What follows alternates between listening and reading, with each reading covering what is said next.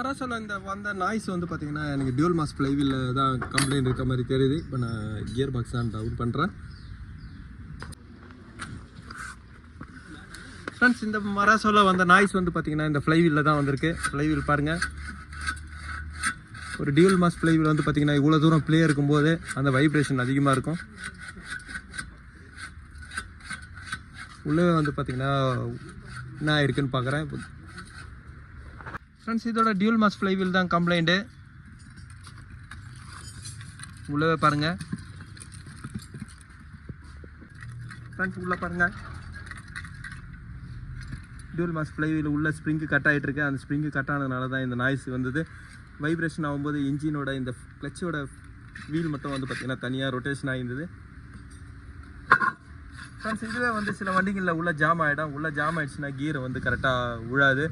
அந்த கியர் விழாதும் போதே flywheel lock ஆகிடும். இந்த வண்டியில் ஓடி இருந்தது. இந்த மான்சாவில் வந்து பார்த்தீங்கன்னா ஒரு டைமிங் செயினோட ஒர்க்கு, இஜிஆரோட ஒர்க் இருக்குது, அதேமாதிரி கியர் பாக்ஸோட ஒர்க் இருக்கும்.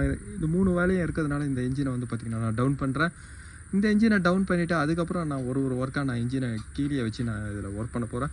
இப்போ இன்ஜினை டவுன் பண்ணுறேன். ஃபஸ்ட்டு ஏசி கம்ப்ரஸரு, அதேமாதிரி சைலன்சரு எல்லாமே நான் ரிமூவ் பண்ணுறேன். ஃப்ரெண்ட்ஸ், இந்த மராசோட டியூல் மாஸ் ஃப்ளைவீல் வந்து பார்த்திங்கன்னா நான் செகண்ட் ஹெட் தான் வாங்கியிருக்கேன். இதோட ப்ளே பாருங்கள்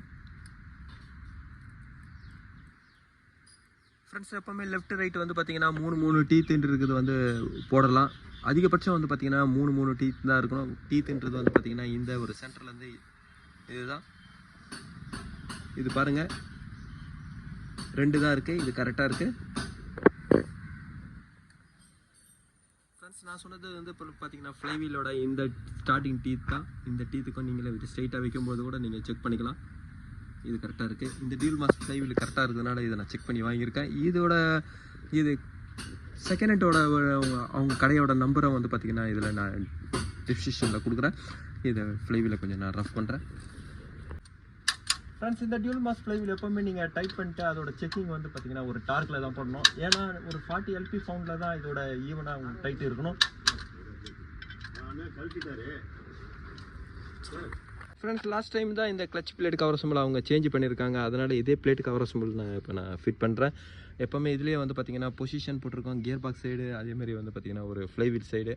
அந்த பொசிஷனை மாற்றி போடும்போது வந்து பார்த்திங்கன்னா ஷட்டரிங்காக வரும், கிளச்சாக வந்து ஆப்ரேட் ஆகாது. இதில் வந்து பார்த்திங்கன்னா கியர் பாக்ஸ் சைடு இதை போட்டிருக்கு பாருங்கள்.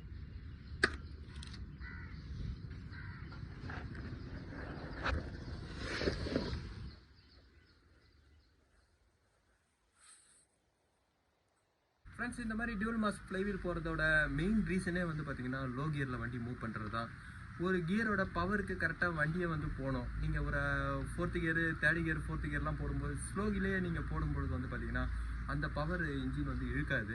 அப்போ இழுக்கலன்னும் போது நடுவில் வந்து பார்த்திங்கன்னா பவர் டிரான்ஸ்மிஷன் வந்து பார்த்திங்கன்னா பவர் டிரான்ஸ்மிட் பண்ணுறது வந்து பார்த்திங்கன்னா ஃப்ளைவீல் தான். ஃப்ளைவீலுக்கு லோடு அதிகமாகும் பார்த்திங்கன்னா உங்களுக்கு ஃப்ளைவீல் சீக்கிரமாக போயிடும். ஏன்னா டியூல் மாஸ் ஃப்ளைவீல்ன்றதே வந்து பார்த்திங்கன்னா ஒரு வண்டியோட பவரை ஸ்மூத்தாக உங்களுக்கு கியர் பாக்ஸ் கொடுக்கறதுக்காக தான் டியூல் மாஸ் ஃப்ளைவீல் வருது. கிளச் பிளேட்டில் இருக்கிற ஸ்ப்ரிங்கெல்லாம் வந்து பார்த்திங்கன்னா பழைய மாடலு. இப்போ அந்த பவர் இன்ஜின்லேருந்தே உங்களுக்கு ஸ்மூத்தாக வெளியே வரணுன்றதுக்காக தான் இந்த மாதிரி கியர் பாக்ஸை சேவ் பண்ணணுன்றதுக்காக தான் வந்து பார்த்திங்கன்னா டியூல் மாஸ்லாம் கொடுக்குறாங்க. அந்த இடத்துல நீங்கள் பவரை நீங்கள் லோ கியர்லேயே ஓட்டும்போது வந்து பார்த்திங்கன்னா சீக்கிரமாக ஃப்ளைவீல் போகும். இதோட ரீசனை வந்து பார்த்திங்கன்னா சீக்கிரமாக ஃப்ளைவீல் போகிறதோட ரீசன் இதுதான். இன்னொன்று வந்து பார்த்திங்கன்னா ஒரு டைம் தான். ஒரு குறிப்பிட்ட கிலோமீட்டர் ஓடிச்சுனாவே அந்த டியூல் மாஸ் ஃப்ளைவீலை சேஞ்ச் பண்ணணுன்றதும் ஒரு ப்ரொசீஜர் இருக்குது. இந்த 2 ரீசனால் தான் டியூல் மாஸ் ஃப்ளைவீல் போகும். இந்த வண்டியிலே வந்து பார்த்திங்கன்னா நான் செகண்ட் ஹெட் போடுறதுலாம் ஒரு கஸ்டமரோட டிசிஷன் தான். இப்போ அவர் சொன்னதுனால தான் வந்து பார்த்திங்கன்னா நான் இப்போ இதை போடுறேன். இப்போ நான் கியர் பாக்ஸை நான் லோட் பண்ணுறேன். ஃப்ரெண்ட்ஸ், இந்த மராசோவில் வந்து பார்த்திங்கன்னா கிளச்சோட ஒர்க்கை நான் முடிச்சிட்டேன்.